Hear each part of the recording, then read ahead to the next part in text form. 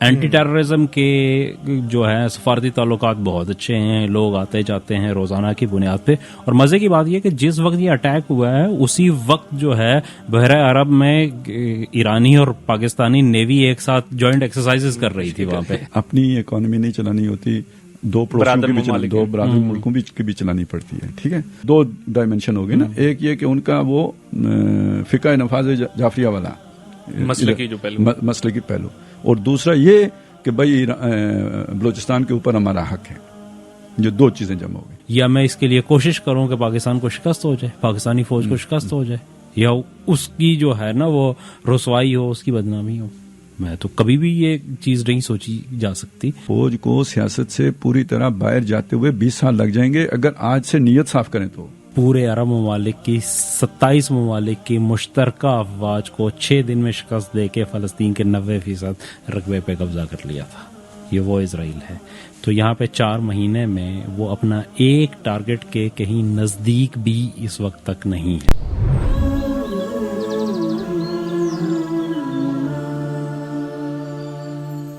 السلام علیکم ناظرین، میں ہوں فاروق سلطان اور آپ دیکھ رہے ہیں پروگرام تذکرہ و تبصرہ.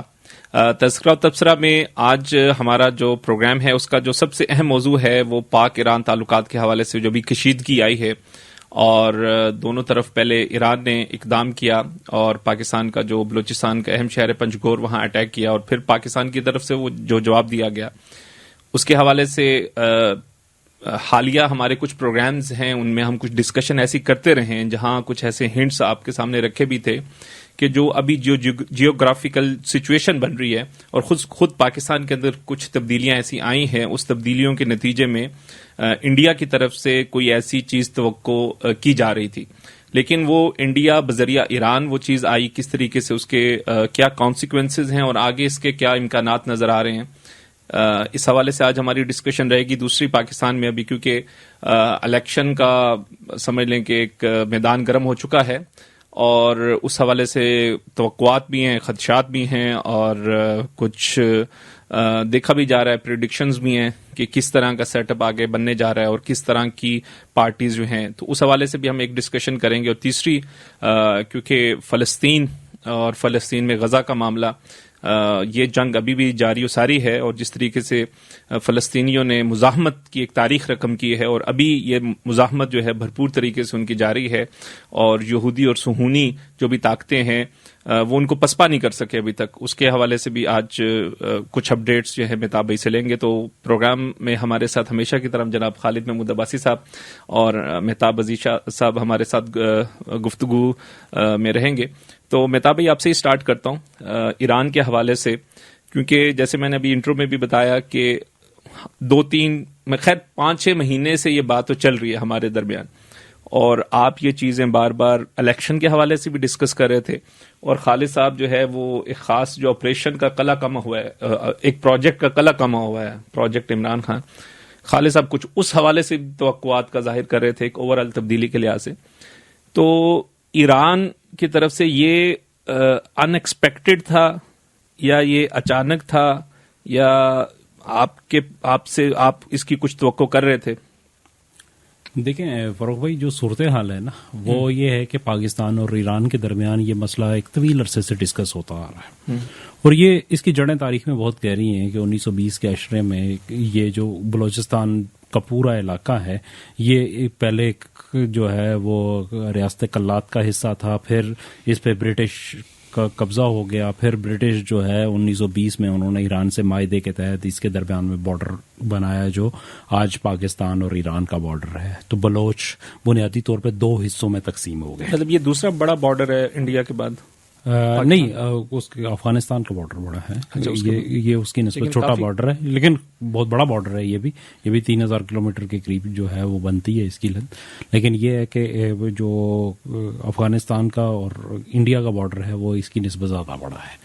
تو خیر مطلب اس کو اگر ہم دیکھیں تو یہ اس وجہ سے یہ معاملہ اس وقت شروع ہوا تھا کہ جو قبائل جنہوں نے ساتھ دیا تھا برطانوی حکومت کا، وہ قبائل جو ہیں وہ جب ان کا معاہدہ ہوا اور برطانیہ پیچھے آ گیا تو ایران کا اس خطے پہ قبضہ ہوا، تو ایران کے ماتوب قبائل میں یا ماتوب لوگوں میں ان کا شمار ہونا شروع ہو گیا اور ایران نے انہیں دبانے کی کوشش کی، اور پھر ان لوگوں نے وہاں پہ ایک یونائٹڈ بلوچستان کی موومنٹ کا آغاز کیا. اس کو فیول ملتا رہا طویل عرصے سے. پھر جو آپ کو پتا ہے کہ ایرانی جو انقلاب تھا اس کی بنیاد بھی کمیونسٹوں نے ڈالی تھی، تو خطے میں تاجکستان اس کے بالکل ساتھ ہے، کیسپیئن سی کی دوسری طرف آ جاتا ہے، تو وہاں پہ بولی بھی فارسی جاتی ہے، اور وہاں سے پارٹی تھی وہ جو جی کیا نام تھا پارٹی کا، جو پرچم پارٹی تھی میرا خیال ہے، کوئی اس طرح کا نام تھا. ہاں پرچم اب میرے ذہن میں نہیں ہے اس وقت. جو ایران کے اندر جو تھے کمیونسٹ وہ کافی سرگرم تھے، بہت سرگرم مجھے دو نام جو ہے نا متشابہ لگ رہا ہے مجھے. ایک خلق پارٹی تھی، نہیں یہ تو افغانستان کی، خلق اور پرچم جو ہے نا یہ افغانستان کی پارٹیاں تھیں دونوں. ایران کی اور تھی، مجھے اس وقت ذہن میں نہیں آ رہا، لیکن یہ ہے کہ وہ بہت متحرک تھی. اور ایون جو ایرانی انقلاب ہے جو 79 کا ہے، اس کی بنیاد بھی کابل یونیورسٹی میں کمیونسٹوں نے کی تھی. جو قم کے جو آیت اللہ حضرات ہیں یہ تو بہت بعد میں کودے تھے اس کے، لیکن شروع میں تو یہ سارے نوجوان تھے. اگر اس میں کوئی دینی عنصر تھا تو وہ ڈاکٹر علی شریعتی کا تھا. علی شریعتی کا وہ ایک وہ اقبال کے شیدائی اور مطلب وہ ایک ماڈریٹ جو ہے نا اسلامسٹ تھے، وہ اس طرح کے قم والے نہیں، زیادہ کام بھی یونیورسٹیز کے اندر یعنی ہم سیدھی ملا نہیں تھے، ملا نہیں تھے وہ. ایک تو یہ بات بڑی کلیئر ہے وہاں پہ. تو شروع میں چونکہ جو شاہ ایران تھا اس کو ویسٹرن سپورٹ حاصل تھی، شروع سے رہی ہے. ایون جب کہ اس کے اگینسٹ شروع ہوا تھا اس کا جو رومانس ہے مغرب سے، جب ترکی نے ساتھ دیا تھا جرمنی کا، تو ترکی کے اور جرمنی کو کاؤنٹر کرنے کے لیے بنیادی طور پہ جو ہے نا شاہ ایران کو گود لیا تھا مغربی طاقتوں نے، یا اتحادی جو تھے اس وقت برطانیہ اور دوسرے. تو اس زمانے سے ان کی آپس میں چلتی آ رہی تھی. تو ان کو پھر کاؤنٹر کرنے کے لیے رشینز جو ہے نا یہاں پہ آئے. اور آپ نے دیکھا ہوگا کہ جو بلوچستان کی بھی پوری موومنٹ ہے وہ آج بھی وہی سمبل استعمال کرتے ہیں، جو BLA اور اس قسم کے جو آؤٹ فٹ اس طرف پاکستان کی طرف جو آپریٹ کر رہے ہیں وہ بھی سارے کمیونسٹ سمبلز اور ان کی وردیاں اور ان کے وہ استعمال کر رہے ہیں. ہاں، غوث بخش بزنجو ہو گئے یا دوسرے تیسرے ان کے جتنے بھی لیڈر رہے ہیں یہ بھی ماضی میں ہمیشہ یہ اپنے آپ کو کمیونسٹ کہتے رہے ہیں. اور ایک وقت تک تو جب سوویت یونین تھا تو یہ رشیا میں جاتے بھی تھے، وہاں سے پڑھتے بھی تھے، ان کی سارا کچھ ہوتا تھا. پھر اس کے بغیر خیر دیگر طاقتیں آنا شروع ہوئیں. پھر اس کے اندر ہوا یہ کہ جب 79 کا انقلاب آیا نا تو اس کی وجہ سے ایران میں چونکہ شیعت کا ریوائول ہوا تو اس کا بھی ایک افیکٹ آیا. چونکہ بلوچستان سیستان کا جو علاقہ ہے یہاں پہ اکثریت جو ہے وہ سنیوں کی ہے اور باقی جو ایران ہے وہ اکثریت شیعوں کی ہے. تو سوائے جو ہے نا کرد علاقوں کے اور جو عرب علاقے ہیں ان کو اگر چھوڑ دیا جائے تو باقی سارا جو ہے ایران وہ شیعہ اکثریت کا ہے. تو اس وجہ سے بھی یہاں پہ پھر شیعہ سنی والا کلیش بھی آ گیا بلوچستان ایرانی بلوچستان کے اندر. تو دونوں طرف پھر ہوتا ہے. پھر یہ ہے کہ اس میں انڈین فیکٹر انوالو ہوا ایران کے اندر. ایران کے ساتھ جب یہ ہوا کیا کہتے ہیں جو 79 کا انقلاب تھا اس کے بعد سے ہی انڈیا خاصا قریب آ گیا. چونکہ شاہ ایران جو ہے وہ ایون پاکستان کے بھی بہت قریب تھا. آپ کو یاد ہوگا کہ پہلا ملک جس نے پاکستان کو تسلیم کیا تھا وہ ایران تھا. اور 1965 کی جنگ میں ایران نے بہت کھل کے ساتھ دیا تھا. 71 کی جنگ میں یہ بھی ایران نے بہت کھل کے ساتھ دیا. بڑے قریبی تعلقات رہے. تو جب 79 کا انقلاب آیا تو اس وقت چونکہ پاکستان کی جو ہے نا یہاں پہ ضیاء الحق کی حکومت آ گئی اسی دوران، تو ان کے آپس میں تعلقات کوئی اچھے نہیں تھے. تو اس کی وجہ سے اسپیس جو ہے وہ انڈیا نے وہاں پہ گین کیا. تو وہ فیکٹر جو ہے نا ہوا. اور یہ جو بلوچ علیحدگی پسند یا یونائٹڈ بلوچستان اسٹیٹ کے جو حامی لوگ ہیں ان کو دونوں طرف استعمال کیا جاتا ہے. ادھر سے بھی استعمال کیا جاتا ہے ان کے لیے اور ادھر سے بھی استعمال کیا جاتا ہے ادھر کے لیے. یہ بڑا کلیئر سا فنومنا ہے. اس فنومنا کے اندر ہوتا یہ ہے کہ دونوں کا آمنے سامنے چلتی رہتی ہے اور دونوں کو پتہ بھی ہے کہ وہ کس حد تک کیا کر رہے ہیں. ڈوزیئر کا تبادلہ ہوتا رہتا ہے، سفارتی براسلے لکھے جاتے ہیں، وہاں سے بھی آتے ہیں، کبھی کبھار انٹیلیجنس کاروائی بھی ہوتی ہے، کہیں پہ بھی ہوتی ہے. تو اس لحاظ سے یہ کوئی نیا معاملہ نہیں تھا کہ جو اچانک غفاریہ نے مجھ کو مارا اس طرح کا ڈوزیئر آتا ہے. ہاں بس ایسے وہ چل رہا ہوتا ہے. لیکن یہ جو اٹیک تھا یہ واقعتاً ایک سرپرائزنگ تھا. مطلب پاکستان یہ توقع نہیں کر سکتا تھا. کہ ایران سے اس قسم کا اٹیک, اگرچہ کہ ایک دفعہ اگر کچھ عرصہ پہلے دیکھیں تو 2019 میں غالباً, مجھے اس سے یاد نہیں ہے, لیکن ایک کاروائی ہوئی تھی جب ایرانی ایک ڈرون جو ہے وہ مار گرایا گیا تھا. اس سے پہلے ایک کاروائی تھی 13-14 کے درمیان جب ایرانی کچھ جو ہے وہ بارڈر فورس نے سرحد کے اس طرف آگے کاروائی کی تھی اور کچھ لوگوں کو یہاں پہ جو ہے مارا تھا اور پھر وہ واپس چلے گئے تھے. لیکن یہ بہرحال بارڈر کے اوپر چھوٹی موٹی اس قسم کی چیزیں چلتی رہتی ہیں, یہ کوئی انہونی چیز نہیں تھی. لیکن اس طرح کا اٹیک کرنا میزائلوں کے ساتھ یہ پاکستان کے لیے ایک سرپرائزنگ ایلیمنٹ تھا. پاکستان کے بالکل بھی توقع نہیں تھی, چونکہ انڈیا اپنا ایران اور پاکستان کے درمیان بے شمار چینلز ہیں. اینٹی ٹیررزم کے جو ہے سفارتی تعلقات بہت اچھے ہیں, لوگ آتے جاتے ہیں روزانہ کی بنیاد پہ. اور مزے کی بات یہ کہ جس وقت یہ اٹیک ہوا ہے اسی وقت جو ہے بحیرہ عرب میں ایرانی اور پاکستانی نیوی ایک ساتھ جوائنٹ ایکسرسائز کر رہی تھی وہاں پہ, اور ایک دن پہلے دونوں کے وزیر اعظم ہمارا اور ان کا وزیر خارجہ کی ملاقات بھی ہوئی جو ہے. تو اس دوران یہ ہو جانا یہ دوست بھی ہے نا اس میں, جن کے ذریعے سے مطلب گلا شکوہ کیا جا سکتا ہے. ہاں ظاہر ہے, مطلب وہ اور یہ مطلب یہ چیزیں بہت عرصے سے چل رہی ہیں اور دونوں کو یہ باتیں پتہ ہیں کہ کیا ہو رہا ہے, کیوں استعمال ہو رہے ہیں, کس حد تک استعمال ہو رہے ہیں. اور اس کی پھر آپس میں جو ہے نا وہ ممالک کے بہت سارے کام ہوتے ہیں جو چل رہے ہوتے ہیں, جو جس میں نان اسٹیٹ ایکٹرز کی ضرورت ہوتی ہے. تو وہ مطلب دونوں طرف استعمال چونکہ کر رہے ہیں تو انہیں بھی پتا تھا کہ وہاں پہ ہیں, انہیں بھی پتا تھا کہ لوگ یہاں پہ ہیں, اور ان کی بھی مجبوری ہے کچھ چیزوں پہ یہ نہیں کر سکتے. دیکھیں مطلب پھر اگر اس کو تھوڑا سا اور کھول لیں تو ہمارے سامنے آئے گی کہ کلبھوشن یادو جو ہے وہ ایرانی ہی آیا تھا اور حسین مبارک پٹیل کے پاسپورٹ کے اوپر ایران میں موجود تھا اور وہاں سے پاکستان آیا تھا. اور پھر پاکستان جو آیا تھا اس کی بھی بنیادی چیز یہ تھی کہ یہاں پہ جو لوگ جن سے وہ رابطہ کر رہا تھا وہ ہماری اسٹیٹ کے ساتھ جو ہے نا ان کی ایفیلیشن تھی, تو وہ ان کو غلط فہمی میں ان کے ساتھ جو ہے نا اس نے تعلقات بنانے کی کوشش کی اور اس میں پکڑا گیا وہ. تو یہ چیزیں وہاں پہ چل رہی ہیں. چابہار وہ بندرگاہ ہے جو گوادر کے مقابلے میں انڈیا نے بنائی ہے, اور راہ کا بیرون ملک جو سب سے بڑا مرکز ہے وہ چابہار میں ہے. اور یہ بات ایران کو بھی پتا ہے, یہ بات پاکستان کو بھی پتا ہے. تو اس لیے یہ چیزیں جو ہے نا کوئی مطلب اس لحاظ سے کہ وہاں کیا ہو رہا ہے یہاں کیا ہو رہا ہے یہ دونوں طرف بڑی اچھی طریقے سے پتا تھی, لیکن درمیان میں یہ ایلیمنٹ ایک نیا آیا اور پھر اس کی ٹائمنگ بڑی عجیب سی تھی. اب یہ دیکھیں کہ ایرانی وزیر خارجہ جو ہے انڈین وزیر خارجہ جو ہے ایس جے شنکر, وہ پاکستانی جو کیا کہتے ہیں وزیر اعظم تھے ڈیووس میں, وہ بھی وہاں موجود تھا. وہاں سے وہ امریکہ گیا, امریکہ میں اس کی اینٹونی بلنکن سے ملاقات ہوئی. وہاں سے وہ اسرائیل گیا, اسرائیل سے جو ہے وہ ایران آیا. ایران میں آ کے اس نے 2 دن کا دورہ کیا اور جس دن وہ واپس گیا اس کے اگلے دن ایران نے یہ اٹیک کیا. اور پھر مزے کی بات یہ کہ پھر آج جب ہم یہ بات کر رہے ہیں ہفتہ 20 جنوری کو, تو یوگنڈا میں پھر ایرانی جو ہے وہ وزیر خارجہ اور انڈین وزیر خارجہ کی ملاقات ہو رہی ہے.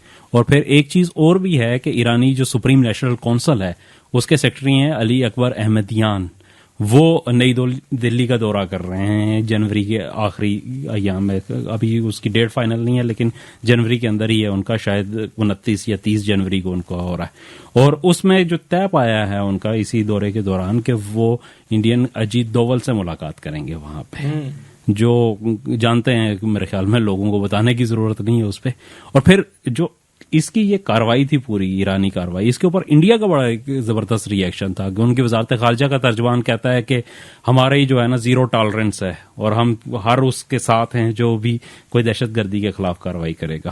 اور خود ان کے مطلب بے شمار لوگوں نے یہ کہا کہ جناب ہم تو یہ اتنے عرصے سے کہتے تھے جو ایران نے آج کاروائی کی ہے وہ ہمارا ثابت ہو گیا ہے کہ پاکستان دہشت گردی کو پروموٹ کر رہا ہے. اور میں یہ ایک چیز اور میں پاکستان نے دہشت گرد مارے اس پہ کوئی جواب, اس پہ تو خیر وہ ایک مجھے ہماری کہاوت یاد آ گئی ہے. ہمارا جو گاؤں ہے نا اس کے ایک سائڈ مشرق والی سائڈ پہ چمن کوٹ ہے, کشمیر والا چمن کوٹ آپ کو پتہ ہے. دوسری سائڈ جو ایوبیا ہے نا, ایوبیا کے نیچے ایک گاؤں آتا ہے رام کوٹ کہتے ہیں اسے, مطلب وہ رام سے ہی کچھ رام کوٹ بنا ہوگا. تو ادھر شاید کچھ اس طرح کے لوگ رہتے تھے جو یعنی میراثیوں والا کام کرتے تھے, مطلب ان کے وہ موسیقی کا کچھ تھا. تو کسی نے مشہور یہ کیا کہ مطلب ایک محاورہ بنا ہوا ہے کہ ٹول بجن چمن کوٹ تو پانگلی نچن رام کوٹ. तो भाई वो बम मारे उन्होंने, ईरानियों ने, नाचना शुरू कर दिया इंडियंस ने। और वो तो मतलब हद से ज्यादा था जो इंडियन मीडिया का और जो उनका रिएक्शन था, वो तो वो कहते हैं बिल्ली बागों जो है ना, इसका मतलब ये मतलब सिग्नल कहीं और से है। तो खालिद साहब, आपका जो ये सारा हम काफी अरसे से ये सारा सुन रहे हैं, और आप एक आलमी हालात के ऊपर एक जो एक तबसरा जो एक आलमी हालात नहीं आलमी हालात, मैं सिर्फ वो कह रहा हूं कि वो एक तारीख एक नई अंगड़ाई ले रही है ना, सुपर पावर्स के तनाजुर में कर रहे हैं। तो ये जो हमारा खित्ता है, इसके अंदर जो हमारे बरादर मुल्क हैं, अफगानिस्तान, उनके साथ हमारे ताल्लुकात बिगड़ गए, पीछे रह गया ईरान, उसके साथ हमारे ताल्लुकात काफी, जब ये जो सारी सूरत हाल बनी है, तो इधर इंडिया है, उत्थे छोटा या फिर चाइना रह गया, तो हम किधर खड़े हैं फिर? ये इसलिए असल में देखें, ये जो एक परसेप्शन, ये सारी चीज जैसे ये वाली चीज है ना, इसको बिल्ड करके एक परसेप्शन बनाई जाती है कि यार हर जगह पे हमने शरारत की है।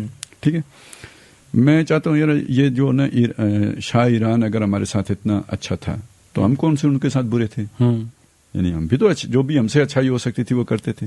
अच्छा, इधर बैठ के हमने कोई एक बात की थी, पता नहीं अब कितना अरसा हुआ, मैंने कहा था यार हमें अपनी इकोनॉमी नहीं चलानी होती, दो पड़ोसियों की भी, दो बरादर मुल्कों की भी चलानी पड़ती है। ठीक है, वो उसको पे तो पाबंदियां लगी हुई हैं। यानी मैं आपको ये बताऊं ना, यानी अफगानों का तो हम रखते ही हैं, अपनी आबादी में शामिल करके जो है ना वो प्लानिंग कर रहे होते हैं हमारे लोग। ईरान का मसला ये है कि हम प्लानिंग तो शायद न हो, लेकिन उनकी लॉबी इतनी मजबूत है कि हमारी लीकेज बहुत ज्यादा, ये जो हम मनी लॉन्ड्रिंग और ये वो, तो ये चीजें अब अच्छा, ये भी वाला जो पीछे वो आया था ना, वो क्या होता है जी, वो जो मालियाती को जो कुछ बना था, पाबंदियां लग गई थी, ब्लैक लिस्ट हो गए थे, होने वाले थे, उसके पीछे वो जो था FATF वाला, तो उसमें माली बेजाब्तियां भी तो बीच में थी ना। ये जो माली बेजाब्तियां हमारी होती हैं, ये कोई अफगानिस्तान की तरफ तो नहीं हो रही थी, ये ईरान की तरफ हो रही थी। क्यों? बैंकार्स ऐसे हैं कि जो ईरान की तरफ टिल्ट रखते हैं। ये जरा कभी हायर बैंकिंग पे जाके देखना ना, तो वो सारी वही लॉबी आपको मिलेगी। मतलब तो, मीडिया की तो है ही है, लेकिन मीडिया की तो वो तो आप सबको नजर आ रही है, लेकिन बैंकिंग सेक्टर में भी जाके देखें तो पाकिस्तान की सतह पे जो टॉप मोस्ट जो लोग होंगे ना, तो वो प्रो ईरानियन आपको मिलेंगे। अच्छा, उससे ऊपर जो वर्ल्ड लेवल पे जाएंगे, जो आपके साथ कनेक्शन में आते हैं, तो वो जरा थोड़ा रबवा वाले होते हैं। इंटरनेशनली वो आपके साथ ज्यादातर उनकी कनेक्शन होते हैं, तो और यहाँ पे आपके साथ ये होगा। तो कहना मैं ये चाह रहा हूं कि इसमें हमारी शरारतें कब शुरू, यानी ईरान के साथ हमारी कोई उस तरह का मसला नहीं था, बल्कि बड़े गहरे मरासिल। ईरान में जब इनकलाब आता है, अब ये बात जरा सोचेगा, मतलब सारा इल्जाम ज़ियाउल हक को चला जाता है कि वो कोई बड़ा मुतासिब किस्म फौजी बंदा, उसका क्या मसलक होगा यार। ठीक है, वो भी ज़ियाउल हक। मसला ये था कि जनाब जो रेवोल्यूशन है, ट्रू रेवोल्यूशन हमेशा एक्सटेंड करता है, वो एक्सपोर्ट होता है, वो अपनी सरहदों के अंदर नहीं रहता। ये रेवोल्यूशन था नहीं, तो उसे सच्चा साबित करने के लिए आपने जनाब आगे तहरीकें चलाई हैं। जबरदस्त। ये सद्दाम के साथ क्यों मसला हो गया था? ये सद्दाम इराक पे कब्जा करना चाहते थे, उधर इनकलाब लाना, ये सऊदी अरब पे इनकलाब लाना चाहते थे वहां तक। यहाँ हमने आपको पता नहीं याद होगा या नहीं याद होगा, यहाँ पे एक तंजीम बनी थी, तहरीक नफाज फिका जाफरिया। जी बिल्कुल है। क्या मतलब? यानी पाकिस्तान में फिका जाफरिया नाफिज की जाएगी, यही मतलब हुआ ना तहरीक नफाज फिका जाफरिया का। इसके अलावा क्या मतलब है? और एक मुल्क उनकी हमायत कर रहा है, तो क्या आप बैठे रहेंगे सत्तू पी के? अब उसका अच्छा यही नहीं, एक यहाँ पे ऑर्डिनेंस नाफिज हुआ था ज़ियाउल हक के मार्शल लॉ के दौर में, ज़कात ऑर्डिनेंस मशहूर, वही जो अब बैंकों से ज़कात काटी जाती है, तो सबके लिए था। इन्होंने जो ना हमारे अहले तशय्यो, उन्होंने कहा कि हम नहीं देते। इस पे ये अपना सदारती क्या सेक्रेटेरिएट का उन्होंने आके गिराव कर लिया था, और फौजी जो जनता है उसे मजबूर कर दिया था ऑर्डिनेंस वापस लेने पे, अपने लिए एग्जेम्पशन ली थी। जब आप रियासत को इस हद तक कॉर्नर कर दें, तो उसने कोई प्लानिंग नहीं करनी होती। वो था जिसकी वजह से फिर वहां के मुल्लाज को तकलीफ हुई है, यानी तो वो फिर ये सारे ताल्लुक, अच्छा उनकी लॉबी चूंकि यहाँ मीडिया में मजबूत थी, तो वो सारी लानत आज तक ज़ियाउल हक पे बरस रही है। अच्छा, फिर मजहबी मालियात का भी तो एक इल्जाम है कि वो ट्रांसफर وہ سارا خمس جو ہے نا وہ تو خمس ہے نا، جو سب کچھ جا رہا ہوتا ہے اس کا خمس ہے وہ یعنی آپ کو وہ بڑا لگتا ہے، اور بات وہ بھی صحیح ہے کہ خمس آپ کا یہاں سے اکٹھا ہو کے وہاں جائے گا، کم جاتا ہے، ٹھیک ہے، لیکن میں جو کہہ رہا ہوں جو جا رہے ہیں وہ جو خمس جا رہا ہے وہ اس کا خمس ہے، 20% ہے اس کا، زیادہ جا رہا ہے، لیکیج زیادہ ہے. تو یہ ہمارے ہاں کرپشن یا جو کچھ بھی ہوتا ہے اس کا ایک حصہ یہ بھی ہے جس کو ذہن میں رکھیں. اچھا اب آ جائیں دوسری، یعنی ایک چیز یہ شاہ ایران کیا تھا، وہ ایک جو بھی اس کا ویژن تھا اس کے مطابق وہ اس ایران پہ قناعت کر کے بیٹھا ہوا تھا جس کا وہ بادشاہ تھا. ملاز کیا ہیں یہ اس ایران، ویسے یہ ملا ہیں، حقیقت میں یہ نیشنلسٹ ایجنڈا رکھتے ہیں. کون سا نیشنلزم؟ کہ خسرو کا، جیسے ہندوؤں کا ہے نا کہ اشوک کا انڈیا بنانا ہے، ان کا کیا ہے کسرا کا دوبارہ ایا، گریٹر ایران کا، گریٹر وہ جو ایک کہ خسرو یا سائرس اصل میں سائرس وہ انگلش نہیں، وہ کیا وہ ایک بچہ تھا جس کے خاندان کو قتل کر دیا گیا، پھر وہ کہیں جنگلوں میں چلا گیا، اس کے بعد وہ جب جوان ہوا واپس آیا، اس نے اپنا ملک حاصل کیا. یہ فارس تھا. فارس کے ساتھ ایک اور ملک تھا بیدا، اس نے اس کو بھی جمع کر کے تو یہ 2 ملکوں کا ایک ملک بنایا. یہ یہاں سے گریٹر ایران کا دور شروع ہوتا ہے، ٹھیک، کسرا یہاں سے شروع ہوتا ہے. یہ آج سے کوئی 2700-2800 سال پرانی بات ہے، یعنی سمجھو 3000-2500 سال 3000 پرانی بات ہے. اس وقت سے یہ عظیم ایران کی بنیاد پڑی. اچھا ابوالکلام آزاد کی تحقیق یہ کہ یہ جو کہ خورس ہے نا، اور یہ اپنا یہ سائرس، یہی ذوالقرنین ہے کہ 2 ملک جمع کر کے اس نے اپنے تاج میں 2 سینگ لگائے تھے، اس لیے وہ ذوالقرنین کہلایا تھا. اچھا یہودیوں کے ساتھ اس کا کیا تعلق ہے کہ یہ وہ شخص ہے کہ جس نے عراق پر حملہ کیا تھا اور بخت نصر کو شکست دے کے تو یہودیوں کو واپس جا کر یروشلم آباد ہونے کی اجازت دی تھی.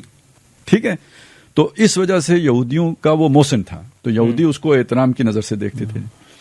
اور ایک رائے یہ بھی ہے کہ یہودیوں ہی نے اس کی تربیت کی تھی. وہ جب بچہ تھا جنگل چلا گیا تھا، ان کی وہ غلامی کا دور تھا، تو کوئی یہودی بزرگ یا نبی وہ بھی جنگل میں تھا، تو یہ اس کی زیر کفالت پروان چڑھا ہے. تو اس کی تربیت اچھی ہوئی تھی، تو نیک آدمی بھی تھا، تو اس نے یہ عظیم ایران کی بنیاد رکھی تھی. جو اس کا ویسٹ کی طرف سفر تھا، پہلا سفر، وہ ترکی قسطنطنیہ تک بیان کیا جاتا ہے. جو ایسٹ کی طرف تھا، اب یہ آ گیا مسئلہ کہ یہ بلوچستان کے مسئلے کا یہ پہلو ذہن میں رکھیں. جو ایسٹ کی طرف تھا یہ مکران کا ساحل اور یہ سارا علاقہ تھا. اس وقت یہ لوگ اتنے پسماندہ تھے کہ انہیں چھت ڈالنا نہیں آتا تھا. جو قرآن کہتے ہیں نا کہ وہ ان کے لیے سورج اور ان کے درمیان کوئی شے رکاوٹ نہیں تھی، یعنی چھت نہیں تھی، 4 باڑے سے تھے، یہ پسماندہ تھے. تو لیکن یہاں اہم بات کیا ہوئی کہ جو ذوالقرنین کا ایران ہے اس میں مکران بھی شامل تھا. ٹھیک ہے، تو اب جب آپ ذوالقرنین کی ریاست کا احیا چاہیں گے تو جیسے گریٹر اسرائیل ادھر بنے گا تو وہ یہ کہتے ہیں کہ مدینہ بھی ہمارا ہے، تو اس طرح یہ والا ایران یہ چاہے گا کہ ایک طرف وہ شام تک پہنچے اور دوسری طرف وہ مکران بھی اس کی حدود کے اندر داخل ہو. یہاں سے ساری گڑبڑ شروع ہوئی ہے. شاہ ایران کے دور میں بھی کچھ اکا دکا اس طرح کی چیزیں ہوئی، لیکن وہ سیٹل ہو گئی تھی. دوبارہ یہ سرحد جو گرم کی ہے یہ ایران نے گرم کی ہے اپنے اس دو ڈائمنشن ہو گئے نا. ایک یہ کہ ان کا وہ فقہ نفاذ جعفریہ والا مسلکی پہلو، اور دوسرا یہ کہ بھائی بلوچستان کے اوپر ہمارا حق ہے. یہ 2 چیزیں جمع ہو گئی. تو پھر بہرحال جو ریاست ہوتی ہے وہ اپنا دفاع سوچتی ہے. تو ضیاء الحق نے جو کچھ بھی کیا، جو بھی ٹیکٹس استعمال کی ہیں، جیسے بھی ہوتے ہیں، لوہے کو لوہا کاٹتا ہے، تو ایک طرح کی اگر فرقہ وارانہ شدت پسندی ہوگی تو اس کے مقابلے میں کھڑی کی جائے گی کوئی نہ کوئی صورت. اگر کھڑی ہے تو اس کو سپورٹ کیا جائے گا. وہ خود ریئیکشن میں آ جاتی ہے وجود میں، وہ خود بخود ہوتا ہے نا. اپنے دفاع کا حق استعمال کرنا ہوتا ہے، تو اس دفاع میں پھر ہر شے جو بھی آپ کے بس میں ہوتی ہے. یہ کوئی اصول تو پھر نہیں دیکھے جاتے نا. ہم کون سا ان کو کوئی مومن والا درجہ دے رہے ہیں، نہ ادھر نہ ادھر. تو یہاں سے خرابیاں شروع ہوئی. بیچ میں پرویز مشرف نے آ کے، اس لیے میں کہتا ہوں نا، یہ جو یہاں سے پرویز مشرف سے لے کے تو باجوے تک ایک دور رہا ہے. اس دور میں وہ فیسیلیٹیٹ کیے گئے ہیں. اور وہ جو پراپیگنڈا تھا نا، جیسے یہودیوں نے پراپیگنڈا کر کے پوری دنیا میں ہمدردی حاصل کر لی تو ریاست بنا لی. یہ جی ہمیں پاکستان میں یہ مارتے ہیں اور وہ مارتے ہیں، اور کر کے وہ ایک ایڈمنسٹریشن کے اندر اپنے لیے ایک روم کریٹ کر لیا. اور وہ فیسیلیٹیشن آپ دیکھیں جہاں 2 طبقات ہیں، ایک شیعہ اور ایک لبرلز، اہل تشیع. اور اس کے نتیجے میں یہ ہوا کہ یہاں فیسیلیٹیشن اب ان کے وہ خراب ہو گئے دماغ، اور کہاں سے کہاں پہنچ گیا. اور اگر آپ تھوڑا سا ٹریس کریں نا تو پروجیکٹ عمران خان کے ساتھ بھی ساری یہ چیزیں جڑی ہوئی آپ کو ملیں گی. ٹھیک ہے. اور اس لیے وہ اچھا یہ سپورٹ بھی ساری تھی عمران خان کو ان کی, یہ جو بھی ایرانی جو پراکسیز یہاں پہ موجود ہیں وہ ان کو سپورٹ کر رہے تھے. جی دھرنوں میں بھی گیا ہر جگہ پہ. ٹھیک ہے نا. وہ تو انہوں نے بہت بڑے بلند و بانگ دعوے بھی کیے ہوئے ہیں. تو اب یہ ہے کہ یہ پروجیکٹ لپٹ رہا ہے, پھر اس کی بہت زیادہ جو ہے نا وہ بھی پینیٹریشن یعنی ہر جگہ عدلیہ میں. یہ 400 سال سے ہے. ہمایوں صاحب جب واپس آئے نا دوبارہ ہندوستان میں تب سے یہ اثرات پڑنے ہندوستانی بیوروکریسی میں. ٹھیک ہے. عدلیہ میں, بیوروکریسی میں, ایڈمنسٹریشن میں, ہر طرف آپ کو وہ اثرات تھے. تو اب یہ جو ججوں کے استعفے آئے کون ہیں ٹریس کریں تو یہ بہت ساری چیزیں مل جاتی ہیں. پیٹ میں درد ہے. اچھا آپ کو معلوم ہے کہ وہ جیسے شیطان طاق میں ہوتا ہے, آپ ذرا سا وہ غافل ہوں تو وہ اپنا ذکر چھیڑ دیتا ہے. اسی طرح سمجھ لیجئے کہ ہندوستان کو موقع ملے تو وہ کیوں نہیں. تو اس نے ان کی یہ بے تابیاں دیکھ کے تو تھوڑا سا جا کے شیرہ لگایا ہوگا جیسے متاب بھائی نے بات کی ہے. اب میرا ایک خیال ہے, وہ ظاہر ہے ہمارا یہ ایک ہمارے پاس انفارمیشن تو نہیں ہوتی کہ یہ جو ہم کہہ رہے ہیں نا کہ جی وہ ادھر نیوی والے ایکسرسائز کر رہے تھے پاکستان کے ساتھ, ادھر وزیر خارجہ وزیر اعظم کے ساتھ مل رہا تھا ایران کا, ہمارے وزیر اعظم کے ساتھ مل رہا تھا. این ممکن ہے جیسے ہمارے یہاں ہوتا ہے کہ نواز شریف واجپئی سے مل رہا ہوتا ہے اور کرگل چڑھ جگہ ہوتا ہے پرویز مشرف. وہاں پہ یہ پوزیشن ملاز کی ہے پاسداران انقلاب اور وہاں کے وہ مولوی ٹیم اور یہ ساری. تو یہ یعنی اگر وہ حکومت کی سطح پہ ان کا ذہن نہ بھی ہو, فیصلہ نہ بھی ہو, تو یہ دوسرے والوں نے یہ کہانی ڈال دی ہو تو یہ ہو سکتا ہے, ممکن ہے کہ اسی طرح ہوا ہو. اب عالمی تناظر میں جب آپ اسے دیکھیں گے تو یہ اس کے ڈانڈے تو کسی اور چیز کے ساتھ مل جائیں گے. یہ پھر اتنا سمپل آپ کو نظر نہیں آئے گا یہ. اور مطلب اس میں یعنی اسی طرح کے عناصر, میں اسٹیٹ لیول کی بات نہیں کروں گا, وہ اسی طرح کے عناصر امریکہ والے, اسی طرح کے عناصر اسرائیل والے, اسی طرح کے عناصر بی جے پی اور یہ جو فیکٹر ہیں, یہ سارے یعنی ایک جیسے دانہ ڈال کے ٹیسٹ کرتے ہیں نا, جیسے آپ ایک ڈوز دے کے دوائی کی کہ بھائی کیا ری ایکشن آتا ہے, تو یہ ایک دانہ تھا. پھر یہ اسے آپ ہلکی بات نہ دیکھیں, اس پہ آپ کے ری ایکشن پہ ڈیپینڈ کرتا تھا اب آگے کون سا آپریشن ہونا ہے جو سوچا جا چکا تھا آپ کے لیے. اگلی کون سی نبض چھیڑی جائے گی. ہاں اگلی کون سی نبض چھیڑی جائے گی. تو بہرحال ایک اعتبار سے وہ جو ہم نے ابھی نندن صاحب والا کام کیا تھا نا, جی یہ اس سے بڑا مجھے لگتا ہے اگر اس سارے تناظر میں آپ دیکھیں تو بالکل ایسے بہت کافی شافی قسم کا. دیکھیں نا, ایک تو آپ نے یہ جواب دیا ہے کہ بھائی ہماری انٹیلیجنس کتنی پرفیکٹ ہے, کوئی غلط ہم نے کوئی جگہ سلیکٹ نہیں کیا, ہمیں پتہ ہے کیا کہاں ہے. دوسرے جو آپ نے اس سے بھی زیادہ, یار امریکہ نے جب میزائل مارے تھے نا 98 میں اسامہ کے اس پہ افغانستان میں خوست پہ تو کئی بھٹک کے ادھر بھی گرے تھے, بلوچستان میں بھی گر گئے تھے. ہمارا کوئی نہیں بھٹکا ہے. تو بلدہ دیکھیں نا پرفیکشن کے ساتھ ہوا ہے جو کچھ ہوا ہے. بالکل ایسے. تو ایران کو تو چلے جو پیغام ملنا تھا سو مل ہی گیا. اندر خانے جو بھی ہیں ان کو بھی بہت اچھا پیغام مل گیا ہے. اچھا انڈیا کو بھی میرا خیال ہے ٹھیک ٹھاک پیغام ہی چلا گیا ہے. سوچا جائے تو پیغام چھوٹا موٹا اسرائیل اور امریکہ کو بھی چلا گیا ہے. یہ ابھی نہیں, یہ کبھی لانگ ٹرم میں آپ دیکھیں نا, کبھی کوئی فرض کریں وہ کسی ایکسٹریم قدم پہ جاتے ہیں تو جو ان کے ایسٹس مڈل ایسٹ میں یا آگے پیچھے ہیں وہ سارے تھریٹن نہیں ہو جائیں گے. باقیوں نے تو صرف دعوے ہی کیے ہیں, آپ نے کم از کم ایک تو کر کے دکھا دیا ہے نا, بلکہ یہ دوسرا ہو گیا ہے. وہ ایک جس طرح آپ نے ابھی نندن کو مارا ہے, یعنی صرف ابھی نندن والا مسئلہ ہی نہیں تھا, اس میں بھی جا کے تو یعنی ان کے چیف صاحب کو بھی تھوڑا سا دکھایا تھا کہ ہماری کیا پوزیشن ہے. مطلب ایک رسپانس ہے اور ایک کوئک رسپانس, اور اس میں جہاز گرانا اہم نہیں ہے, اہم یہ کہ ان کی کمیونیکیشن جام ہو گئی تھی. تو یہ جو ہے نا یہ بہت یعنی ہمارے لیے بھی خوشکن یا حیرت والی بات ہے کہ بہرحال یہ کیپیبلٹی کا اندازہ تو نہیں تھا کہ بھائی ہم وہ کہوں گے ہمارا کیا پتا کہ بھئی وہ ماریں کدھر اور جائے کدھر, جیسے ایران عراق ان سب کے یہی ہوتا تھا نا. تو اس اعتبار سے یہ اللہ تعالیٰ نے ایک موقع دیا, جیسے وہ عام طور پہ کہتے ہیں نا فل ٹاس آئی, تو بس پھر آپ نے اپنا کام نکال لیا. اچھا پیغام ہو گیا. مجموعی طور پہ. اچھا یہ اب ایک چیز ہوتی ہے یہ دیکھنے کی کہ جب قدرت آپ پر مہربان ہوتی ہے نا تو چانس ملتا بھی ہے اور اویل بھی ہوتا ہے. قدرت جب مہربان نہیں ہوتی پہلی بات ہے چانس نکلتا نہیں, اور کوئی ہو بھی تو اویل نہیں ہوتا, کلک نہیں کرتا, مس ہو جاتا ہے. اصل میں وہ جو آپ نے کہا نا دنیا بدل رہی ہے, تو وہ اس میں مجھے یہ بھی ایک انڈیکیشن ہو رہی ہے کہ یار یہ جو ہمیں چانس ملتا ہے نا, مطلب پہلی بات ہے نکلتا ہے ہمارے لیے چانس, اور جب نکلتا ہے تو اس کا بھرپور فائدہ اٹھایا جاتا ہے, اسے پوری طرح ایکسپلائٹ کیا جاتا ہے, اس کا پورا مزہ لیا جاتا ہے, یا مزہ کم از کم ہمیں کرایا جاتا ہے کہ بھئی بالکل ٹھیک ہو گیا ہے, ٹھیک ہے نا. اور اب آپ کے سامنے ہے, دنیا کو نظر آ رہا ہے یار اسرائیل اتنا مضبوط ملک اب کمزور ہوا ہے نا پچھلے 2 نہیں یہ نئی بات نہیں ہے, بالکل ٹھیک ہے. اور بس اسی سے سمجھ لو کہ اب امریکہ بھی اتنا طاقتور ملک نہیں رہا ہے, اب یورپ کی بھی وہ باتیں نہیں رہی ہیں جو 9/11 کے بعد تھی, ٹھیک ہے نا. یہ وہ شے ہے کہ کوئی دنیا ڈوب رہی ہے اور کوئی نئی دنیا ابھر رہی ہے, ہم نہیں ہیں ابھی. اس کا یہ مطلب نہیں ہے کہ ہم ہیں, لیکن یہ کہ کوئی تو کہیں تو تبدیلی ہے نا, کچھ تو ہے. ہاں وہ کچھ جو ہے, چلیں چائنا ہے, روس ہے, ابھی ایران کے پیچھے بھی بعض یہی آ رہا ہے کہ بھئی وہ روس کی علاشری سے, اب یہ نہیں ضروری کہ اس مسئلے میں بھی روس ملوث ہو, لیکن یہ کہ بہرحال آپ کو پتہ ہے شام میں آگے پیچھے پوری سپورٹ ایران کو روس نے دی ہے. شام میں تو بہت کھل کے دیے, نہیں تو شام اڑ گیا تھا, شام میں ان کا جو اثر و رسوخ تھا ختم ہو جانا تھا.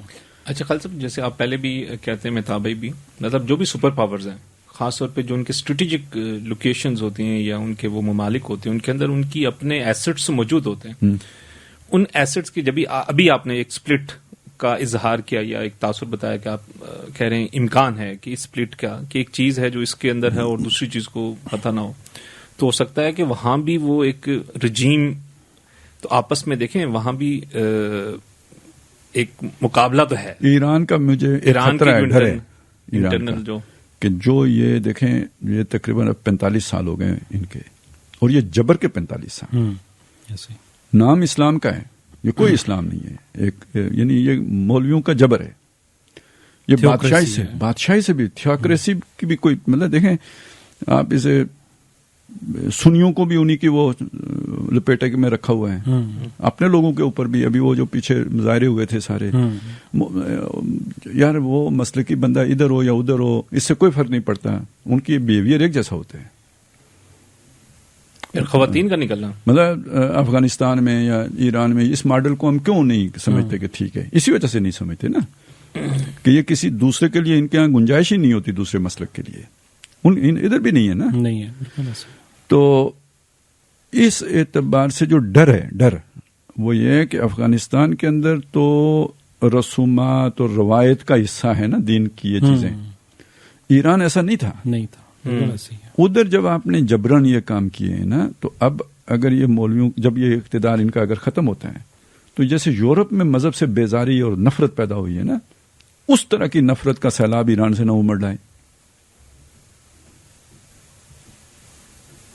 کیونکہ بھائی مذہب کی وجہ سے آپ پر ظلم ہو رہا ہے نا, یا مذہب کو بنیاد بنا کر آپ پر ظلم کیا جا رہا ہے, تو جو اس کا ری ایکشن آتا ہے وہ تو صرف ایک فرد پر ہی تو نہیں آتا, اس پوری آئیڈیالوجی کے اوپر آتے ہیں.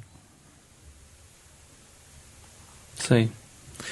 مہتاب بھائی, اس واقعے کو خاص طور پہ میں سوشل میڈیا آپ نے بھی سارا دیکھا, ایران کا جب اٹیک ہوا تو پاکستان کی جو ابھی کرنٹ سچویشن ہے, تو ایک وہ پوری جو لابی ہے جنہوں نے ایک سیاسی چہرہ بھی رکھا ہوا ہے, وہ جس طریقے سے آئی ہے اور آ کے انہوں نے بڑے طریقے سے وہ بیشنگ سٹارٹ کی ہے, اور مطلب میں محسوس ہوتا تھا کہ یار وہ تو سارے جو ہے وہ ہمارے نہیں بلکہ ان کے اولین سپاہی ہیں, اور ہراول دستہ, پھر ہمارے اداروں کو جیسے دھتکارا ہے, پھر وہ ساری چیزوں کو وہ کیا. ان کو کیا میسج گیا, اور اس والے سارے اٹیک کا کوئی سیاسی ہمارے جو بھی الیکشن ہیں ان کے اوپر بھی کوئی اثر پڑے گا؟ دیکھیں الیکشن کے اوپر تو کوئی اثر نہیں پڑے گا, کیونکہ بلوچستان کی تحریک اور وہ ساری چیزیں بھی تو الیکشن کے اوپر تو خیر کوئی ایسا میرا نہیں خیال کہ کوئی اثر پڑ سکتا ہے. البتہ یہ ہے کہ بہت سارے لوگ ایکسپوز ہو گئے. اچھا, دیکھیں ایک پاکستان میں بڑا پرابلم یہ ہے کہ جیسے پی ٹی آئی ہے، کھل کے اس کی بات کر لیں کہ انہوں نے بھی جیسے ہی یہ ہوا تو جو ان کا رویہ تھا وہ بہت مایوس کن تھا. تو دیکھیں ہم بھی فوج کی سیاست میں مداخلت ہو یا اس کی بزنس امپائر ہو، ہم شروع سے اس کو اپوز کرتے آئے ہیں. آج کل یہ بات کرنے کی ضرورت ہی نہیں، ٹھیک ہے، کیونکہ آج کل ہمیں خام خواہ ان کا عاشق بنایا ہوا ہے. مطلب یہ والا گروپ ہمیں یہی سمجھتا ہے کہ یہ فوج کی حمایتی ہیں، لیکن تو ہمیں کیا ضرورت ہے وضاحت دینے کی کہ ہم نہیں، بس ٹھیک ہے. نہیں خالد صاحب، میں وضاحت نہیں، میں ایک چیز یہ کہہ رہا تھا کہ اصولی بات کہ اس پہ مخالفت. اور مزے کی بات یہ ہے کہ جب یہ جو ہے نا وہ کہا کرتے تھے کہ فوج ہی کی وجہ سے یہ ملک قائم ہے، ہم اس وقت بھی یہ بات کرتے تھے کہ بھائی یہ کام جو ہے نا، کہتے تھے آپ کیوں اتنا ہچکچا کے بات کر رہے ہیں. وہ کہتے تھے جس کا باپ ایک اور ماں نیک ہو وہ فوج کی عزت کرتا ہے. بالکل ایسے ہی ہے. تو خواب بھی آتے تھے اور وہ خواب بھی مطلب یہ اس حد تک بالکل ایسے ہی ہے. اچھا، لیکن مسئلہ یہ ہے کہ میں اگر فوج کی جو سیاست میں مداخلت ہے اس کے خلاف ہوں، اس کی بزنس ایکٹیویٹیز کے خلاف ہوں، اس کا مطلب یہ نہیں ہے کہ اگر کوئی غیر ملکی طاقت کل پاکستان پہ حملہ آور ہو جائے تو میری یہ خواہش ہو یا میں اس کے لیے کوشش کروں کہ پاکستان کو شکست ہو جائے، پاکستانی فوج کو شکست ہو جائے، یا اس کی جو ہے نا وہ رسوائی ہو، اس کی بدنامی ہو. میں تو کبھی بھی یہ چیز نہیں سوچی جا سکتی. تو یہ جو فرق ہے نا، یہ پتہ نہیں ان لوگوں کو کیوں سمجھ میں نہیں آ رہا. مطلب ایک تو پی ٹی آئی والے فوج میں بھی ہم باجوے کے مخالف تھے، فیض کے مخالف تھے، سب تھے نا. انہی کے دور میں آپ نے جہاز گرایا نا تو ہم نے خوشیاں منائی ہیں. ایسے ہی ہے کہ جب دیکھیں نا، مطلب وہ ایک پوائنٹ ہے نا، اگر کل کلاں کو جو چیز ماورائے آئین ہے، جو چیز ماورائے قانون ہے، ماورائے اخلاق ہے، وہ غلط ہے، اگر کل فوج اس سے باہر نکلتی ہے تو باقی فوج سے تو کوئی اختلاف نہیں ہے نا. فوج کا جو اپنا کردار ہے اس کے اندر فوج موسٹ ویلکم. اور یہی چیز مطلب پی ٹی آئی ہے، پی ٹی آئی کی بھی اگر ہم کسی چیز پہ مخالفت کرتے تھے تو اس کا جو بیہیویئر ہے اس کی مخالفت کرتے تھے نا، کہ پی ٹی آئی اگر اس بیہیویئر سے باہر نکلتی ہے تو پی ٹی آئی سے کیا مخالفت ہے، یا نون لیگ سے جو مخالفت ہے وہ بھی اس کے بیہیویئر کی وجہ سے ہے، جو پیپلز پارٹی سے ہے اس کے بیہیویئر کی وجہ سے. تو یہ تو مطلب سیاسی جماعتوں کا ہونا اور مستحکم ہونا، مضبوط ہونا، اور ان کی خود انوالومنٹ، وہ یہ ایک علیحدہ اصل میں ایشو ہے یہ والا، اس کی طرف تو علیحدہ آیا جا سکتا. وہ آپ جو آپ نے پوچھا تھا نا، وہ یہ تھا کہ وہ جو لوگ اس طرح کے تھے ان پر کیا اثر پڑا، ان کا میسج وہ رہ گیا ہے. ہاں، وہ مطلب میں یہ کہہ رہا ہوں کہ یہ اس قسم کی جو چیزیں آئی ہیں تو وہ ایکسپوز ہو گئے ہیں. اور یقیناً جب وہ ایکسپوز ہوئے ہیں، مطلب اس میں پی ٹی آئی کے تو ایک پھر بھی ہم یہ یہاں پہ کہتے ہیں کہ چلیں ان کے اوپر تو ایک اس وقت تھوڑا جو ہے نا ریئیکشن میں بھی ہیں. دوسری پی ٹی آئی کو جب بھی ہوتی ہے تو ہم کہتے ہیں کہ یار یہ وہ لوگ ہیں جو 18 سال 20-25 سال کی ایج کے ہیں، امیچور سی ان کی سوچ ہے تو اس کے اوپر. لیکن جو ایک مسلکی بنیادوں پہ ہوا ہے، جو بڑی میچور قسم کی جو لیڈرشپ تھی، اس کے بھی بی بی سی کے اوپر بیٹھ کے وہ جس طریقے سے ایرانی جو ہے جارحیت کو وہ ڈیفینڈ کر رہے ہیں، اس کو کیا نام دیا جائے؟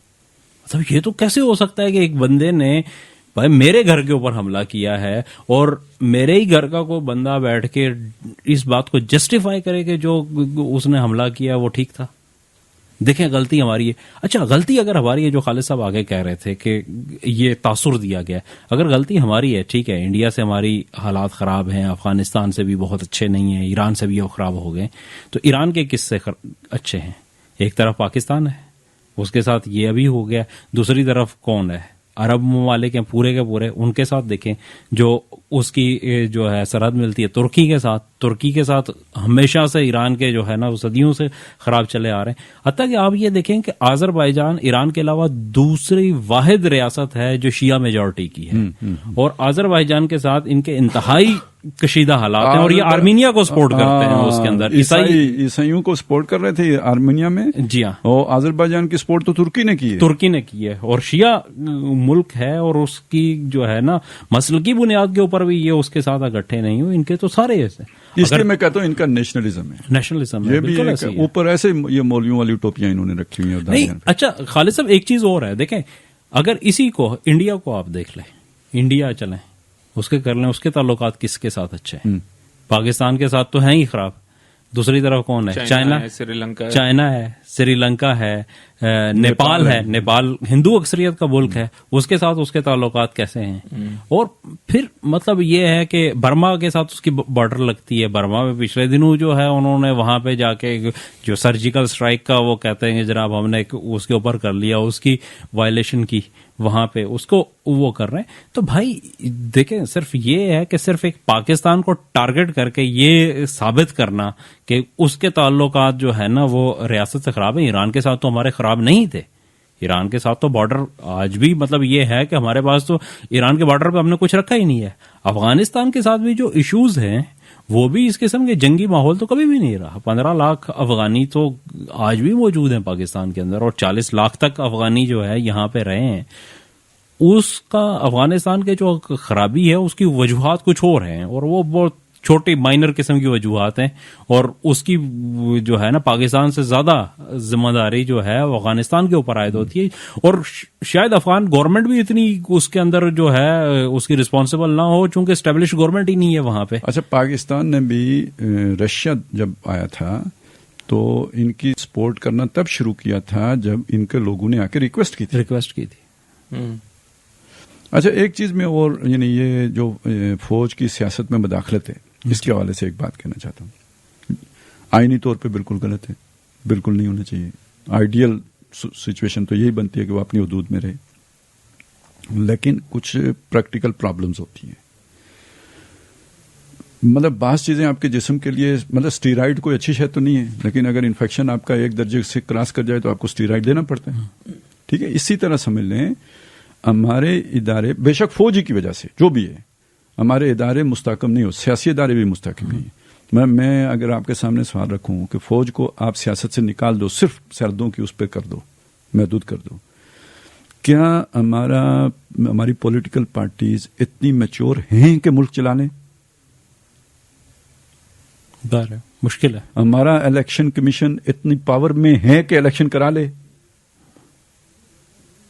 ہماری عدالتیں اس پوزیشن میں ہیں کہ وہ ایسے, مطلب جیسے عدالت ہوتی ہے میچور اور وہ پورے ملک کو لے کے چلتی ہے عدل کے ساتھ, کیا یہ اس پوزیشن میں ہیں کہ یہ آپس میں ان کے اتنے تنازع کھڑے ہو جائیں کہ یہ ادارے ایک دوسرے کے سر پھاڑیں, چلے نہیں دے, تھپڑ نکالے ہیں نا, گھوسے چلیں سپریم کورٹ میں. یہ ہماری میچورٹی کا لیول ہے.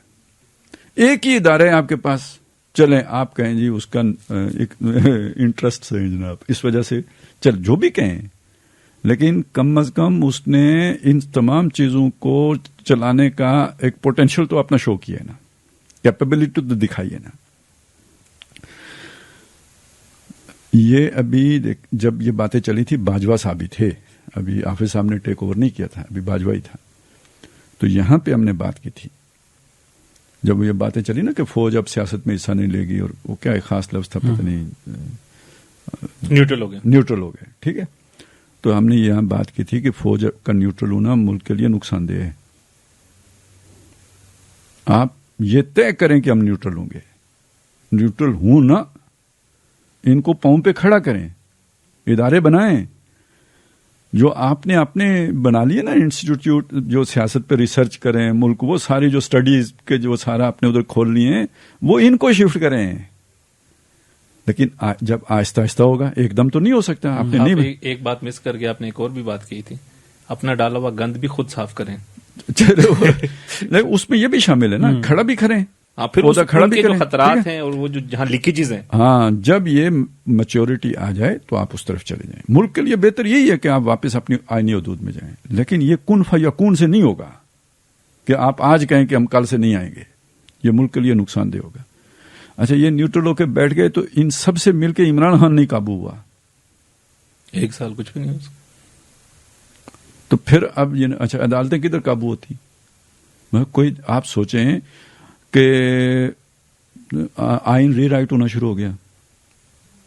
آئین میں تبدیلی یار پارلیمنٹ نہیں کر سکتی سادہ اکثریت سے, جب تک 2/3 اکثریت نہ ہو. وہ جج کرنا شروع ہو گئے. یہ اس ملک میں ہو رہا تھا نا, کیونکہ وہ نیوٹرل ہو کے بیٹھے ہوئے تھے. اس کے علاوہ اب ایک عدالت میں بھی کیس ہے, دوسری عدالت میں بھی کیس ہے, دونوں سنی جا رہی ہیں. تفتیش سٹے ہو گئی ہے. اب یہ تو بالکل ہی کوئی نئی بات کہانی سنی ہے نا. تفتیش سٹے ہو گئی ہے, مطلب آپ چوری ہوئی ہے, پولیس تفتیش کر رہی ہے, چور چلا جاتا ہے عدالت میں اور پولیس کو حکم آ جاتا ہے کہ آپ تفتیش نہیں کر سکتے.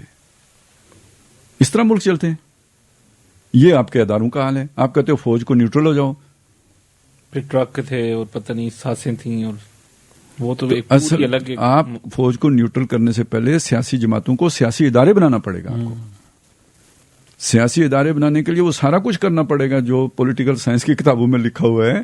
یعنی یہ ان کے اپنے, یعنی یہ روح پر عمل کرنا, اسپرٹ پر عمل کرنا پڑے گا الیکشن. ابھی تو صرف پی ٹی آئی پھنسی ہے کہ اس نے بالکل ہی ٹھینگے پہ رکھ دیا تھا وہ الیکشن والے چکر کو. نہیں کراتے, کر لو جو کرنا ہے. باقیوں نے جھوٹ موٹ کا کرا کے داخل کر دیا, کسی نے اعتراض بھی نہیں کیا, اور کرتے بھی تو انہوں نے اپنے وہ خانہ پوری کی ہوئی تھی. مسئلہ یہ ہے انہوں نے 13 کے بعد نہیں کرایا ہے. جی جی. تو انہوں نے اپنے ہر 5 سال کے دوران کرائے, تو اس لیے وہ پھنس گئے. اس سے یہ بھی امید چلی ہے کہ آئندہ ہو سکتا ہے ٹرو اسپرٹ کے ساتھ عمل درآمد شروع ہو جائے تو باقی جماعتیں بھی ٹھیک ہوں. کہنے کا میرا مطلب یہ ہے یار, فوج کو سیاست سے پوری طرح باہر جاتے ہوئے 20 سال لگ جائیں گے اگر آج سے نیت صاف کریں تو, جب تک یہ ادارے بنتے. اور اچھی چیزیں بھی ہونا شروع ہو گئی ہیں. مطلب ابھی یہ دیکھیں نا, آپ نے اٹیک کیا تو چھوٹی چھوٹی باتوں پہ ISI کے چیف نے بھی آ کے پریس کانفرنسیں کی ہیں. نہیں تو ISPR کا شعبہ ہی اسی کام کے لیے تھا.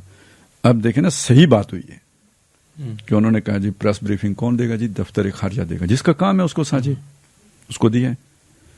اب وہ صحیح ہوئی ہے غلط ہوئی ہے جو بھی ہوئی ہے اس میں بہتری آتی جائے گی.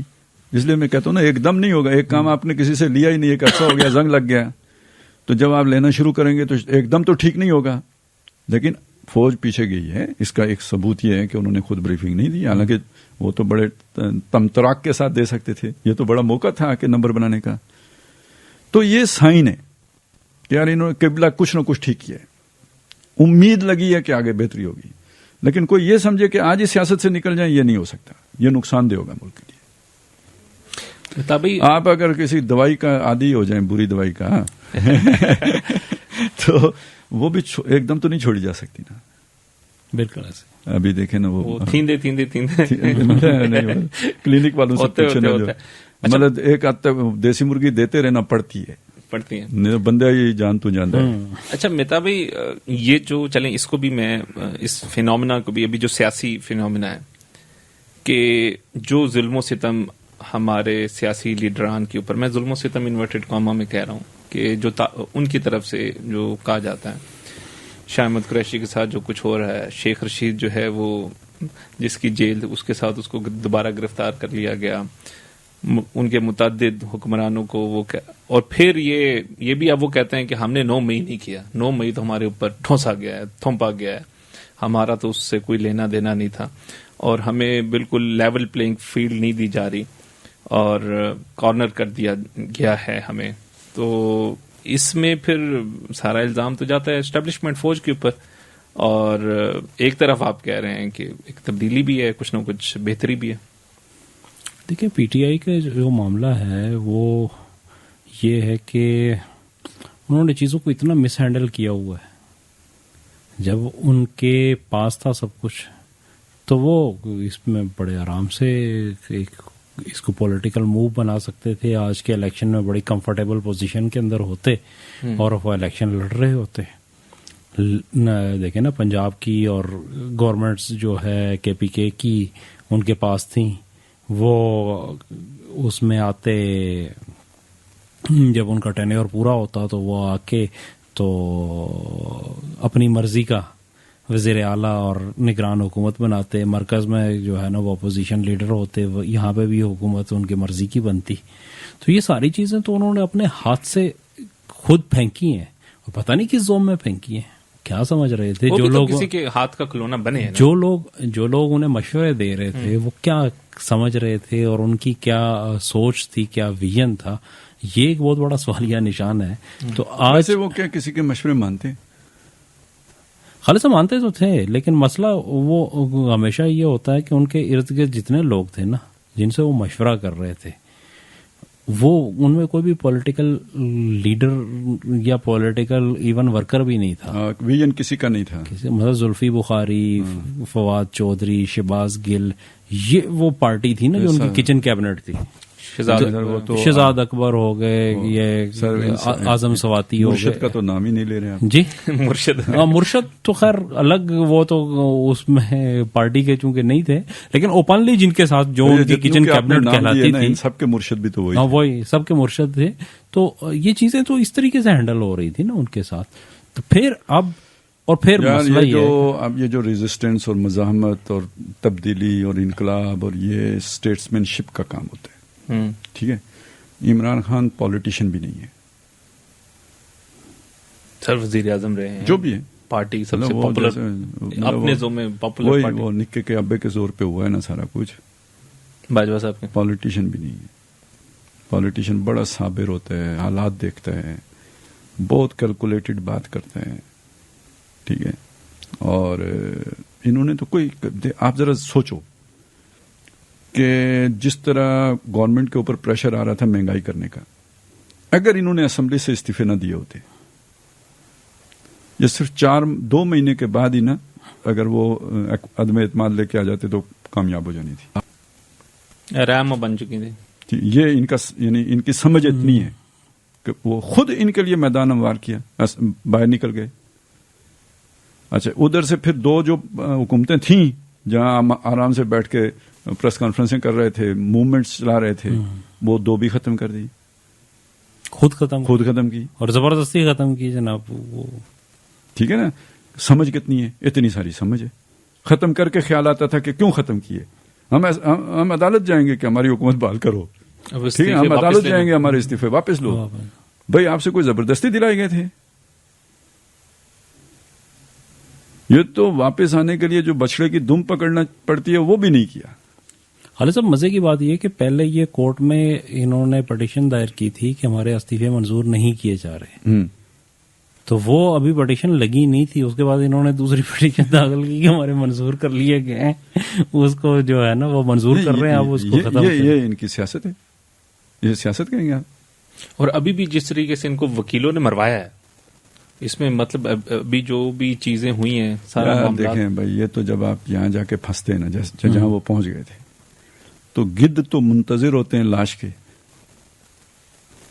بھائی اتنی موٹی اسامی ہے، فیسوں کا آپ اندازہ لگاؤ، تو جو بھی وکیل ہوگا وہ کیوں نہیں دوڑ کے جائے گا.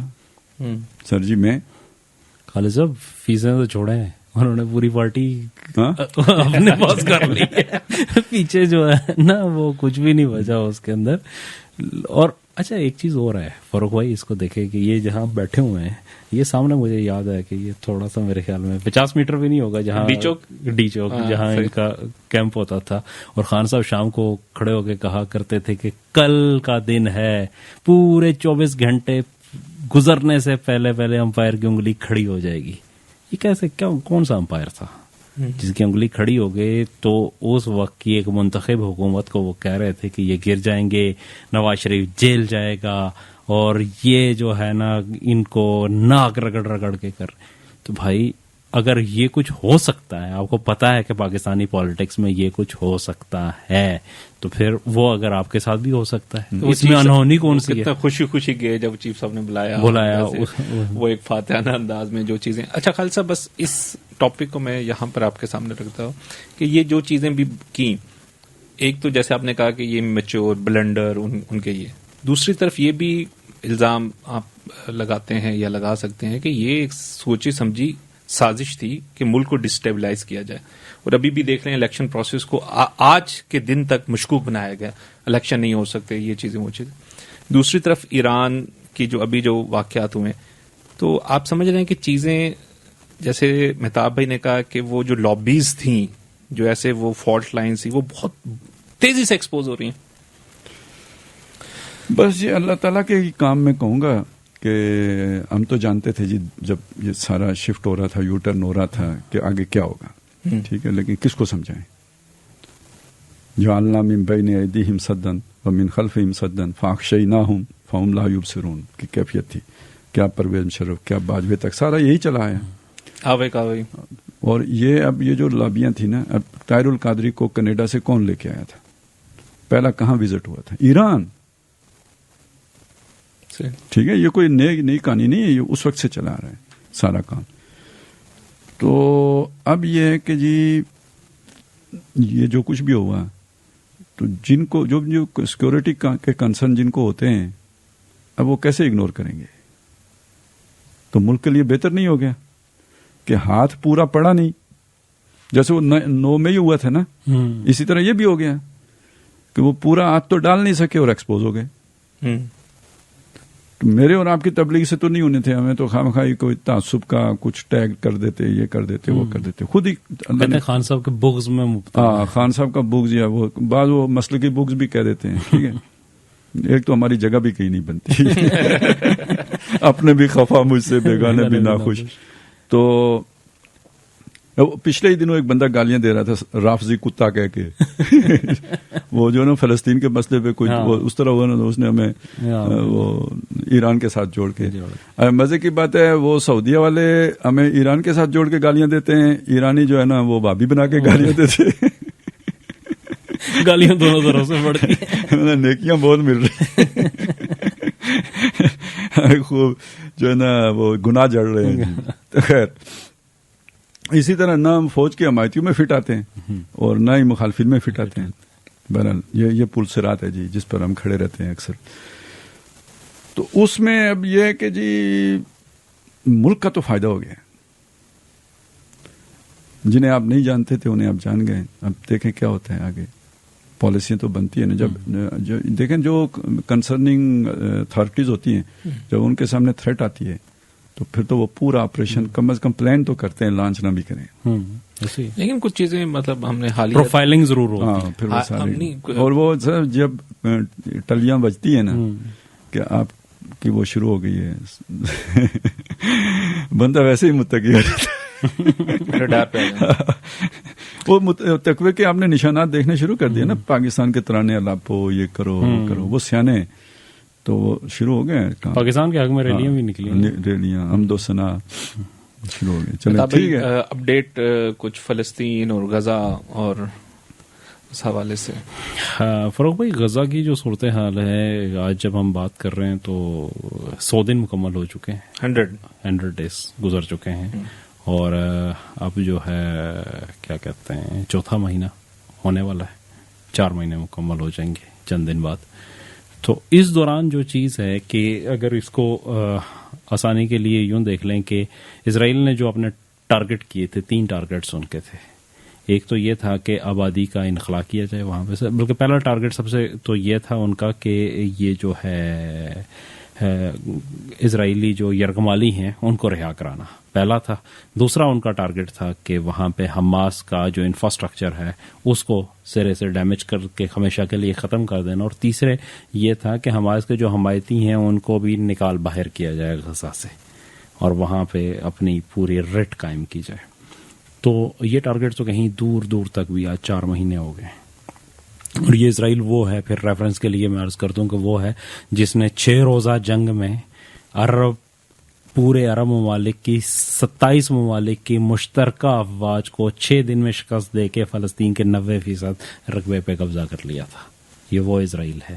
تو یہاں پہ 4 مہینے میں وہ اپنا ایک ٹارگٹ کے کہیں نزدیک بھی اس وقت تک نہیں ہے، بلکہ پسپائی ہوئی ہے نا.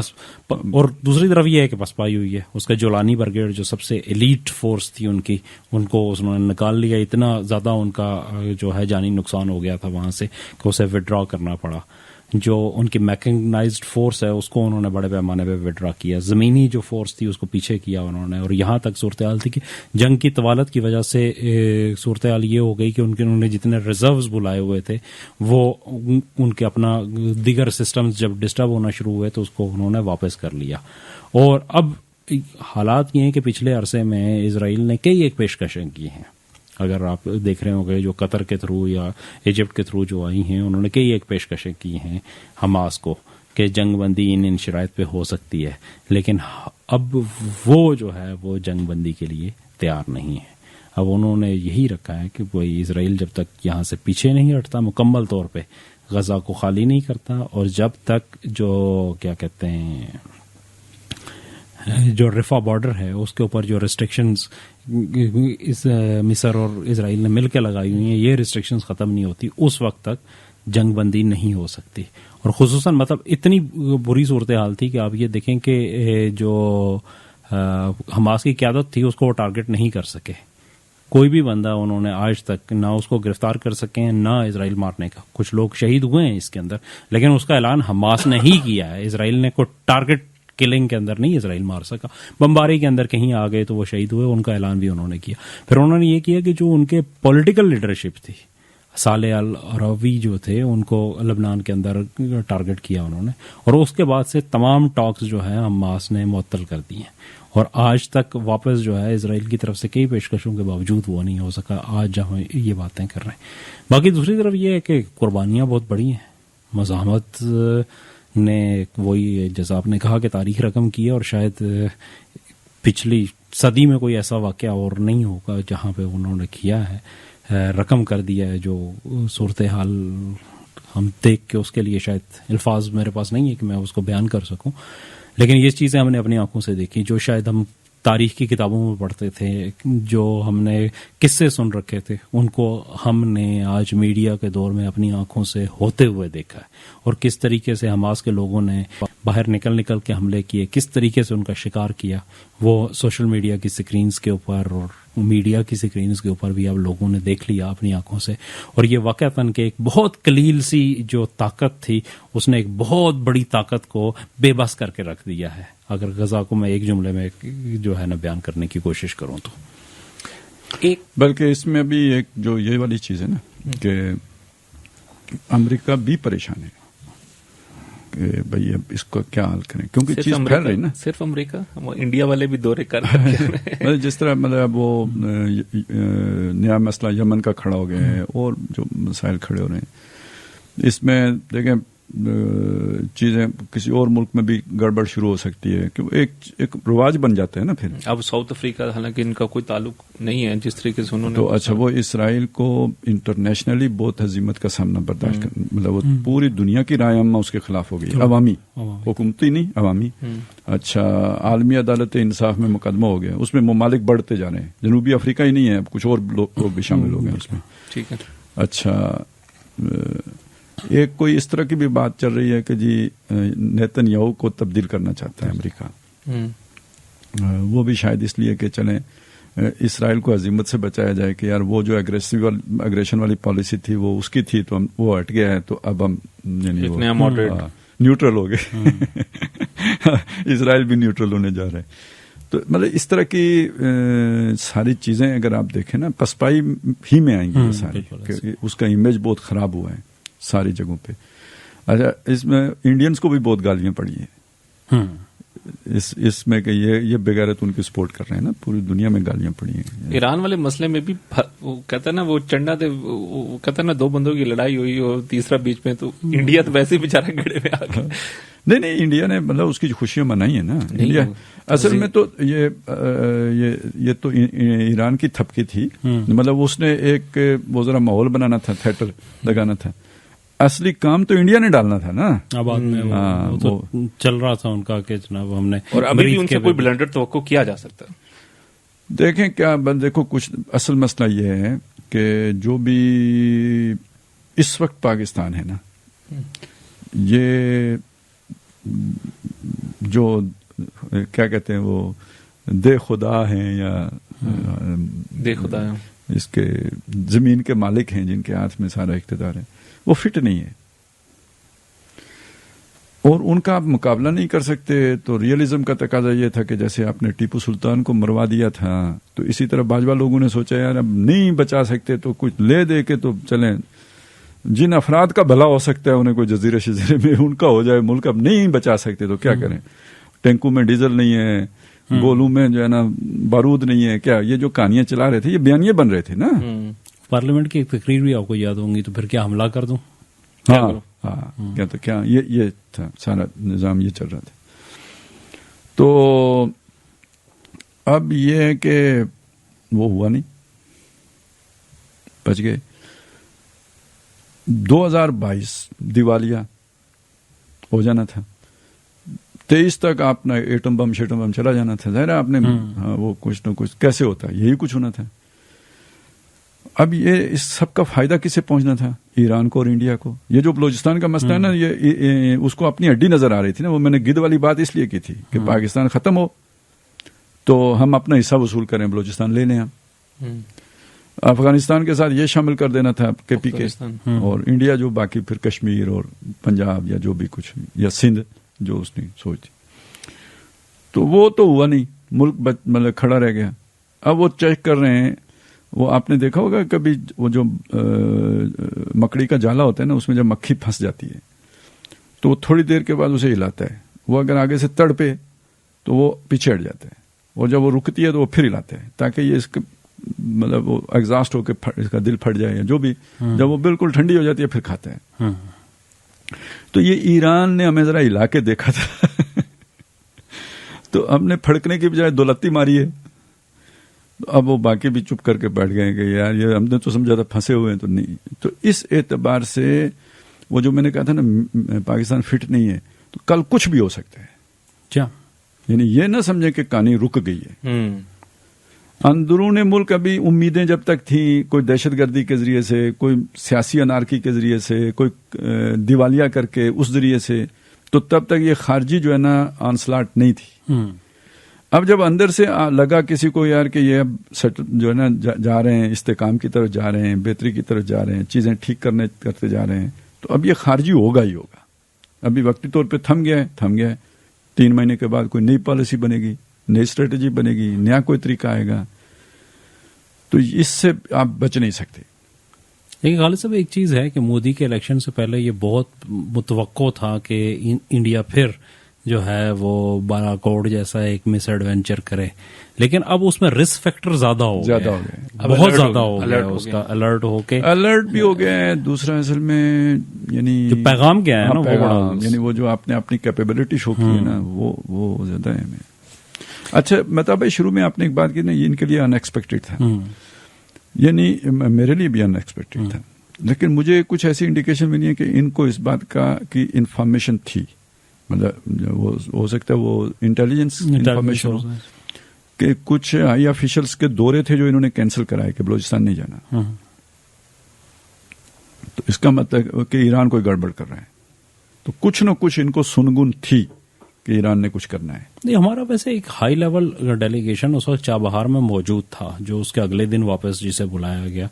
तो ये बात हो सकती है कि मतलब कोई न कोई लेकिन ये है कि यानी अगर पूरे सिनारियो में देखें तो मतलब अनएक्सपेक्टेड कहेंगे, लेकिन एन जब होने लगा था ना उससे पहले इनको कोई चीज हो सकता है। वो चीजें यानी अनएक्सपेक्टेड होने के बावजूद भी, यानी आप उसे सियासी सेंस में कहें तो अनएक्सपेक्टेड है, फौजी सेंस में कहें तो नहीं था कि उनको कुछ न कोई इन्फॉर्मेशन मिल चुकी होती है, या वो कम से कम कोई वो चीज आती है। तो ठीक है सर। और वैसे भी एक चीज और भी मुझे समझ में आई है कि देखें ये जो जैसे आपने 7 वो जगहों पे किया, और ये पूरा ऑपरेशन तो कोई छोटी सी चीज तो नहीं है, यानी ये कोई मेरी और आपकी लड़ाई तो नहीं है। हाँ बिल्कुल ऐसे। तो ये तो पहले से जिस तरह आप दुकान पे चीजें बना के रखते हैं ना, इस तरह ये अपने ऑपरेशन प्लान करके रखते हैं, 1 2 3 4 5। तो अगर आपने इतना जल्दी रिस्पांस किया है तो इसका मतलब है आपको था और आपने जवाब भी सोचा हुआ था, तैयारी की हुई थी। तैयार जाए ना, मतलब कितने जहाज जाने हैं, किस तरह जाने हैं, ये कोई घंटों की बात तो नहीं होती ना। ये पूरा कब से बना के आप रख देते हैं, वो फिर उनमें से जो आपको उस वक्त पसंद आता है वो लेके तो उसको एग्जीक्यूट करने चल पड़ते हैं। तो ये यानी कुछ न कुछ तो किया हुआ था पहले से। बहुत शुक्रिया मेहताब भाई, खालिद साहब आपका, और अच्छी हमारी गुफ्तगू हालात के हवाले से भी और चीज़ों के हवाले से भी होगी, और ऑडियंस का भी बहुत शुक्रिया। काफ़ी तवील प्रोग्राम होता है, आप सुनते हैं, उस पर फीडबैक भी देते हैं। इस प्रोग्राम के हवाले से भी अपना फीडबैक ज़रूर दें, और अगले प्रोग्राम तक मुझे खालिद साहब को और मेहताब भाई को इजाज़त दें। फिर मुलाकात होगी। अल्लाह हाफिज़।